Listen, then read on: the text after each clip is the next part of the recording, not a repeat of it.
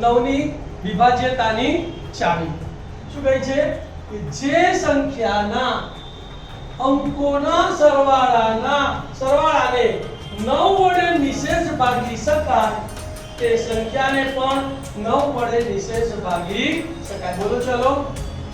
જે સંખ્યાના અંકોના સરવાળાને 9 વડે નિશેષ ભાગી શકાય તે સંખ્યાને પણ 9 વડે નિશેષ ભાગી શકાય. એક ઉદાહરણ લઈએ આપણે.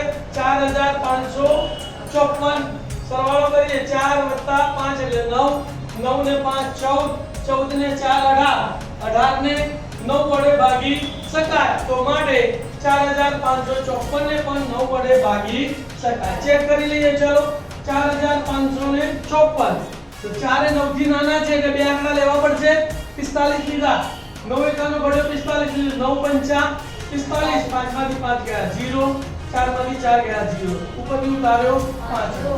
5 એ 9 કરતા કેવો છે? નાનો એટલે ભાગ ન ચાલે. તો ભાગ ન ચાલે ની શું મૂકવાની? 0. ઉપરથી બીજો આંકડો ઉતારવાનો. તો ચોકડો ઉતાર્યો એટલે 54 થયા. 9 6 54, અહીંયા 6 આવશે, અહીંયા 54, 4 માંથી 4 ગયા 0, 5 માંથી 5 ગયા 0. તો 4554 ને 9 વડે ભાગી શકાય. એવી જ રીતે એક બીજી સંખ્યા લઈએ. 6381. 6 ને 3 9, 9 ને 1 10 ને 8 18, 18 ને 9 વડે ભાગી શકાય. તો 6381 ને પણ 9 વડે ભાગી શકાય. 6 9 થી નાના છે એટલે બે આંકડા લેવાના.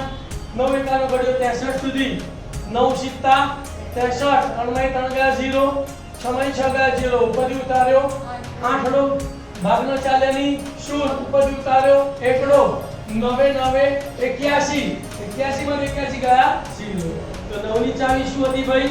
કે જે સંખ્યાના અંકોના સરવાળાને 9 વડે નિશેષ ભાગી શકાય તે સંખ્યાને પણ 9 વડે નિશેષ ભાગી શકાય.